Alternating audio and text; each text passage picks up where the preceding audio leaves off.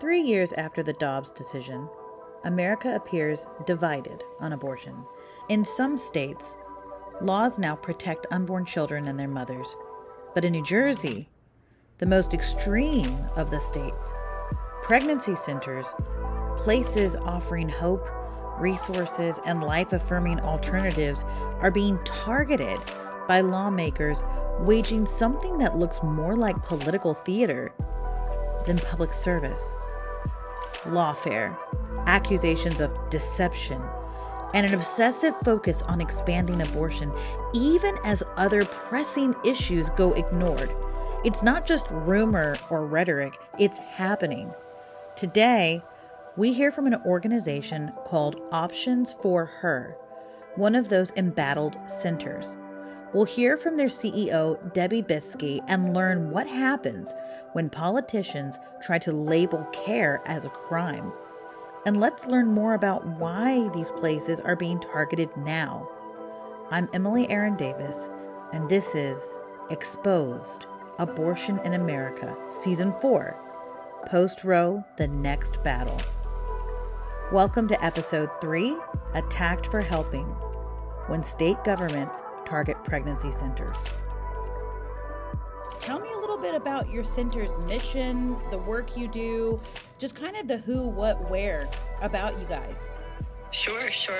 So we have 3 office locations. We are located in Cherry Hill, Trenton, and Ocean City. And we have 2 mobile medical units that go throughout New Jersey. Right now, more South Jersey, Central, and we're looking to go over into Philly too. We're just waiting on some paperwork. But basically those mobile units go out to the community to help the community, to help women make sure, that they get some free testing, a free ultrasound, and we educate them and then we empower them to know exactly what's going on inside their body so they can make an educated and informed choice. So the units go out and help the community, versus them waiting to come through our office. And afterwards, we do use our offices for follow-up, for programs, for material resources, for other resources to connect, within the community to make sure the women get the support that they need. And our offices do the same. Women do come in, uncertain, and they do, we offer the same thing: free pregnancy testing, free ultrasound scanning. We're all medical. That's something that we provide women because we believe that the ultrasound explains it all and it gives them the opportunity to really, like I said, know what's going on inside their body and make an educated, informed choice. And then we also get to see, what's going on. Is there a challenge or something that they need support in? If it's drug addiction or domestic violence, how can we get them help? Because they can be great moms once they figure things out and have the support that they need and the help that they need. And that's like a very hard case, but also is it a job? Is it they need some counseling? How are they going to be a mom? So we offer those programs and we offer the material resources, and we also build relationship that hopefully they feel, okay, people have my back. I'm not going to do this alone.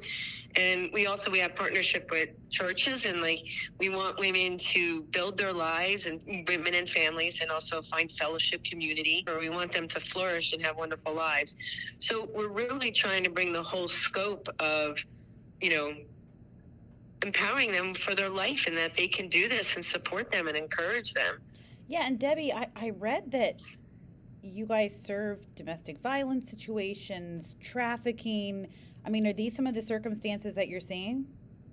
Absolutely. On that mobile unit, and I didn't know at first, there were some things I'm questioning these young women walking up and who's walking up with them. And I'm like, oh, I know what this is.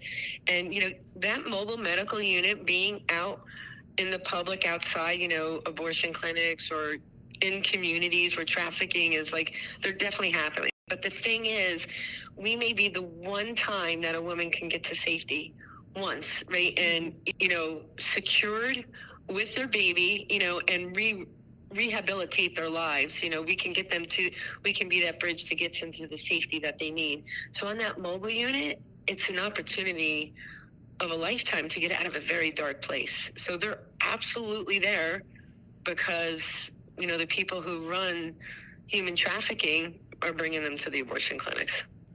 And Debbie, I'm just curious, how many times would you say, or how often would you say that a woman comes up to you and she's like, I've got everything together. There are no extenuating circumstances. This was fully something that I want to do by myself. I'm going to, pursue an abortion. And everything's great. I don't need any financial or other types of resources. Like how often is that? Never. You know what I mean? Like, if they say that, like, we'll say, okay, let's give them the ultrasound. Eventually, you are going to find out the reason why she thinks she can't do it. I don't know where I'm going to live. I don't have the support. My boyfriend, there's a domestic violence issue. I don't know whose baby it is.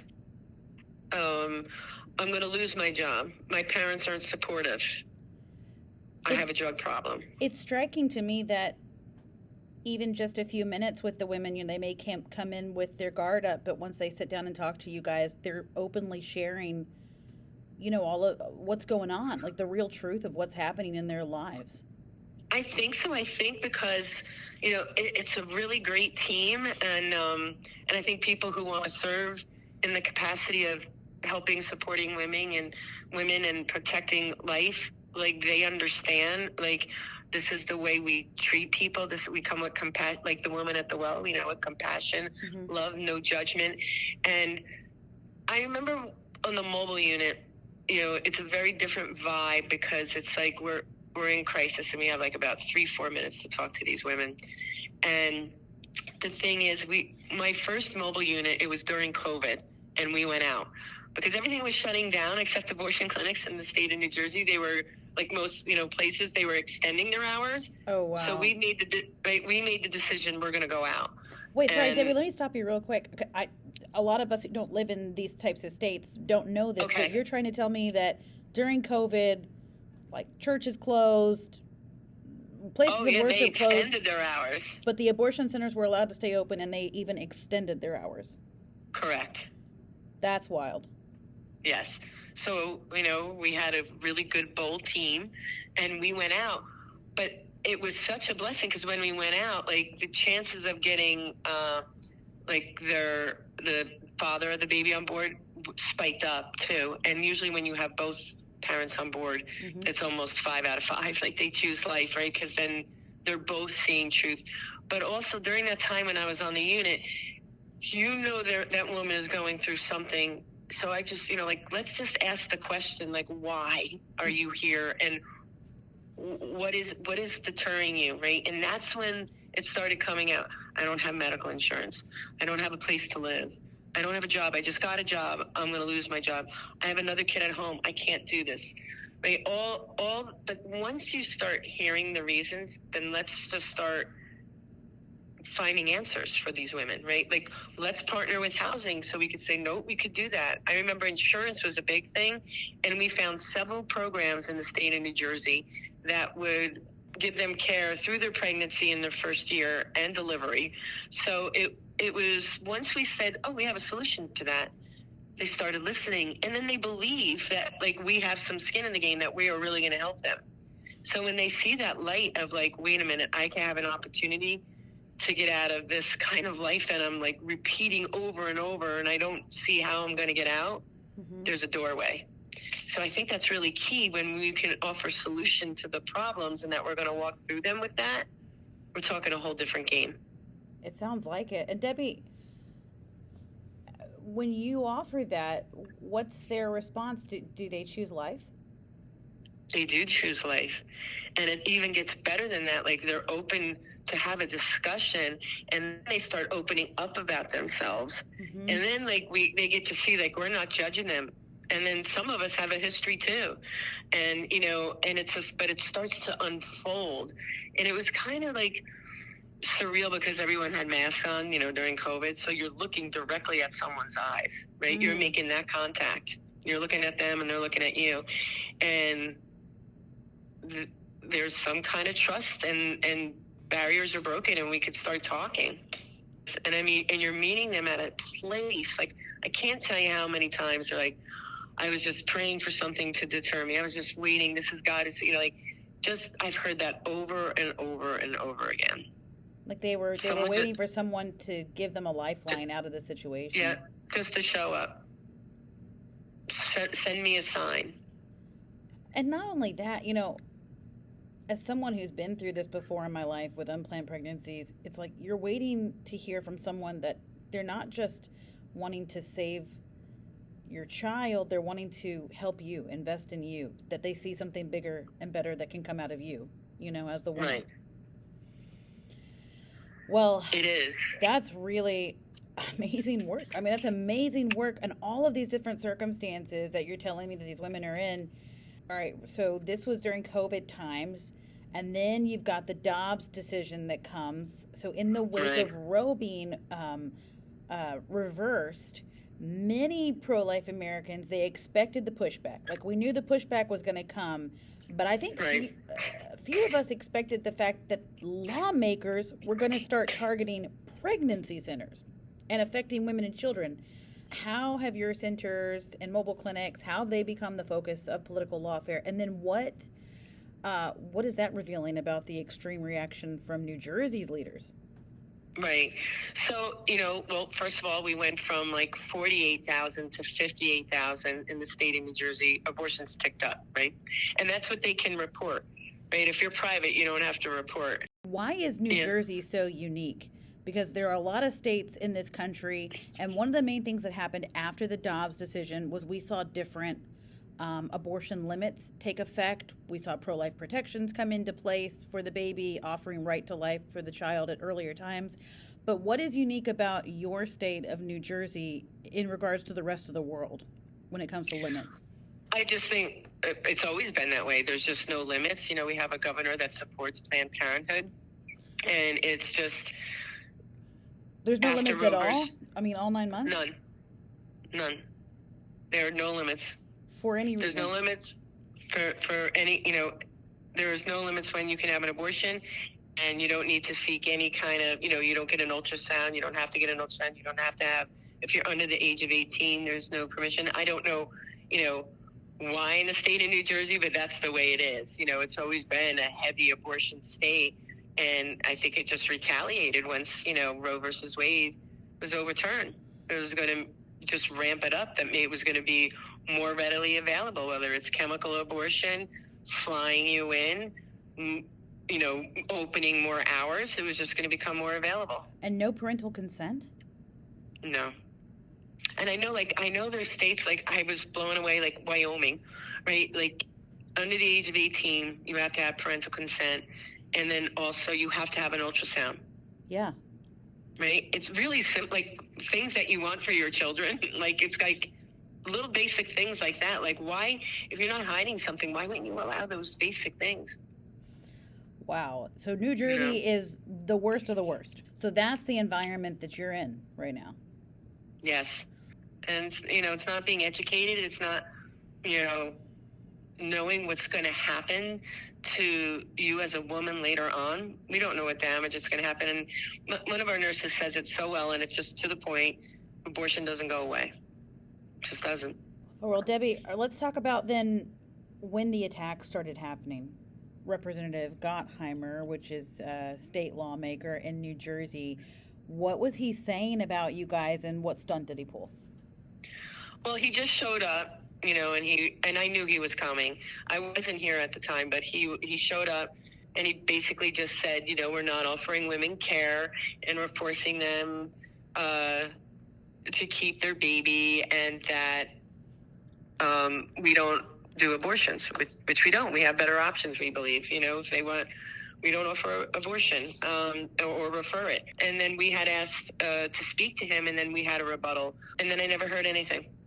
So he didn't even talk to you or try to, if he's going to criticize you, maybe he should talk to you first or learn about your services or something. Yeah, and that's what I felt like. His speech was a little antiquated, like maybe something you would say, 30, 40 years ago, like not knowing what we really do for women. It was we don't protest. It was kind of funny because he was saying like how we protest and we stand like this, but really he was protesting outside our building on private property. So the very thing he was like pointing the finger at, I was like, he's doing it. When we don't do that, right? We don't do that. We don't want to protest and make women feel scared. We want them to feel that it's confidential and safe and that we're here for them. So I'm reading some of the stuff that he actually said about you guys, and he urges everyone to raise their voices across the state against you because he said that you guys are advancing deceptive tactics. I don't know what would be deceptive because like we stand pretty firm, right? Like I don't do the approach of like, let's be the center and she walks in by mistake and she thinks she can get an abortion. Like, no, we don't do that because why? Like we want to like show like hope and like, let's talk about what we can do for you and what options. So we're not going to start out of the gate with not having trust with the women. Yeah. And it's not like there's a sneak attack. We make sure like we're up and up, like, we have the right medical, we have the right insurances, the right coverage, we're following HIPAA policies and procedures. So, we go all out to make sure women are safe, that the organization is protected, and that we're providing a real service, helping women.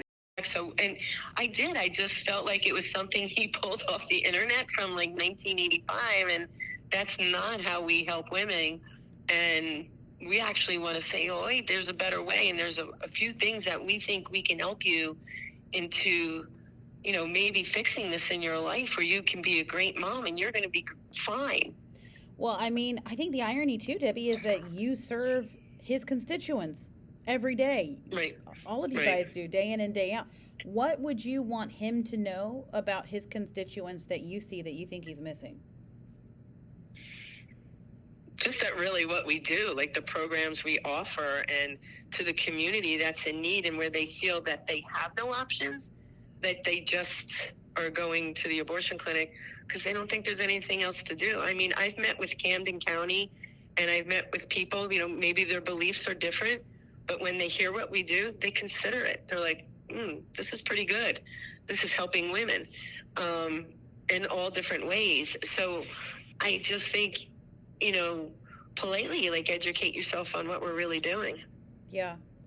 Yeah, it says here, he called the centers, quote unquote, brainwashing cult clinics and made other false and defamatory statements. And I really like, I see your response here in writing. I really like how gracefully you respond to him and just say, I'd love to meet with you, Congressman. I'd love to enlighten you on the wide array of support and services that we offer women, men, and their families in our communities that he's responsible for.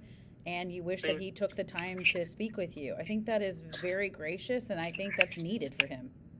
I think so. And then one thing I think is, my thing is, and I said it in that letter, is so if a woman is being trafficked and we're on a mobile unit, we're outside a clinic, and we're maybe her only hope where she doesn't get killed, continue living a life like that, you're denying her that, right? What if a woman is just so drug addicted or dealing with alcohol, and she comes to us and we're able to get her into safety, into recovery? You're going to deny her that because she doesn't have family support? Or you have a woman who's maybe she has 5 children, she can't afford, and I'm speaking of clients, right? She can't afford to leave, she can't afford rent, but she's getting severely beaten, and maybe we're her only way out and can get her to safety. You're going to deny her of that? You really got to know what you're talking about. Yeah, exactly. I do want to highlight for the audience, the New Jersey Attorney General Matthew Platkin issued a consumer alert warning against pregnancy centers because he said these centers are not licensed medical facilities, and that he claims that they mislead individuals with misleading information, and they aim to discourage individuals from abortion. So therefore, he took it upon himself in a post-Roe backlash to issue that consumer alert. And it sounds like there's a lot of things that the AG is not understanding about pregnancy centers or educating himself on the relief that you're providing. Yeah, I agree. It's just like there's we just don't offer or refer abortion. But the quality and the compassion and care and the resources, right? That, New Jersey does have a lot of resources. Let's use them. You know what I mean? Mm-hmm. There's a lot of organizations that want to help people. Let's use them. And if you could see like how it's like bridging the gap, like with all these other organizations, and make it really strong for the community, why wouldn't you want to offer that, or at least try to understand that? Yeah, I agree. And I think it's in stark contrast when you see that you guys are, like you said, you're really the bridge, like you're really filling that gap. Because if they go to an abortion center, they're getting an abortion. It's not a place that's going to help with their pregnancy needs. It's not a place that's going to help with their, like a Planned Parenthood is not going to have myriad prenatal services. They're just not. They don't have that. So you guys do. And that's what women need to also hear and understand. And that's why I really appreciate the name even of your organization, which is Options for Her. Yeah, and it's like, it really is maternal child health care, right? Like, we want to take care of the mom. We want to, and honestly, like, how many people that I've spoken to later on where they're like, I just didn't know this existed, or I didn't know there were other options for me. I wish you were here when I was going through a crisis. I don't understand why you wouldn't want to offer that for your own daughter, your own niece, your own grandchild, your neighbor. Why wouldn't you want to do that? So, Debbie, what are you hoping? I know there's been this kind of post-Roe squeeze. What is your wish for people, including voters and policymakers, to understand about you guys, and like what would be best outcome for you moving forward in this post-Roe landscape now? I would say we really find out what pregnancy centers are doing, see how women are helped, how families are nurtured and cared for, and that there's long-term relationship and women change their lives. Like, really, like, what is that, contempt without investigation? Like, really, like, dive in and see what it is, and I could tell, there's stories after stories, and it's just so much more than that, especially in this world. But, I don't think abortion is the quick answer to solve all the women's problems. I think there's nothing in the world that works like that, right? It's always time, relationship, and having the support and care behind you. So the hope is to people to look at that. Check us out first. Like, when we go and talk to an organization such as the county or something, when we get invited to one of their fairs, that's a great thing, a health fair. Like, let us stand and let us be in the community. It's another option for people. Let us stand there. Don't try to shove us away. We do a great thing. And Debbie, is there a story that's really stuck with you, either recently or since during the COVID times, you were talking about the relief? Is there any kind of story that you can share anonymously? Sure. I have so many, but I've seen women like triplets saved, and a whole church come alongside this family, and it's like really great. But I'll talk about my favorite, and I talk about it all the time. But we met a woman when I first started at Options for Her about 3 years ago on the mobile unit in Trenton, and she had an appointment, and she decided to come on board. And she calls it the little bean, and that was the heart, right? She saw the heart beating, and we scanned her, and she had no support, but she did choose life, and we told her we would be there for her. And then she started coming to the center, and she started coming to even our events, just because we start knowing people, we start, and she always like, oh, I feel part of the family here. So that's what starts to happen. And she had her son. And that was about 2 years ago. And then, we stay in connection with our clients and, how we build that relationship. And we didn't hear from her for a couple months. And, we were concerned. So we called, and we had found out she had a major car accident. And she did survive, but she almost didn't. Someone had hit her from behind. But the good thing is, she got a community. She started going to church. She had a community, and they watched her son so she could recover, right? And we were the bridge for her to, going there. We were able to support her. And then during that time, she had her car accident. we were helping her out too. And her son is almost like about 2.5 now, but about 3 months ago, we hired her full time. Oh. So, right. So it's from, and that I would love to fill like our employees, our staff with women who have gone through that, because who better to help other women? But like from a place, and like now, she talks to women and she knows how they're like not offered all these other solutions and support. She's lived it. And it's really like a great story, from meeting on the street to not knowing, to support, to tragedy. And, we stayed with her, and now she's employed here. That is so cool, Debbie. What a testament. It's a great story. Yeah. And I'm always like, it's so, and now she's like she's part of it, right? And she's supporting her child, and it's just great. It's great. And how cool for her son to see that too, like to know, right, eventually when he gets older, to know the story, and that she's working at the place that, got her to save him and made them a family. Yeah. And like they go to communities when we take the unit now, like we go help in Trenton, they come. And it's a great, that's the way it works, right? Like I don't see a woman like being, held back from something she wants to do. Her life completely changed. Yeah, for the better. I know you guys are withstanding a lot. I know that this is a really unique time in history, especially for all things, pro-life and all things women's help and health. So what messages would you like to give the women that you're helping or to help? What would you like them to know about your services? Our services are free. We're confidential. We're understanding. You're not pressured. You could take your time. You could talk to, someone who, and we are medical licensed. All our nurses and our DMSs have their licenses. You're gonna get feedback from that. We have counselors here and programs. Like, just pause and breathe. You don't have to make your decision instantly. You could talk it through. You could see, what other problems that we could help you with, to see maybe that this is something that you can do. Even for me, like, pause and look at your options, no pun, but like look at the actual choice you have when you come to see us. And, it's free. It's not a burden to you. We're going to work with you. As we've heard today, the attacks on pregnancy centers are very real. And in some places, they're intensifying.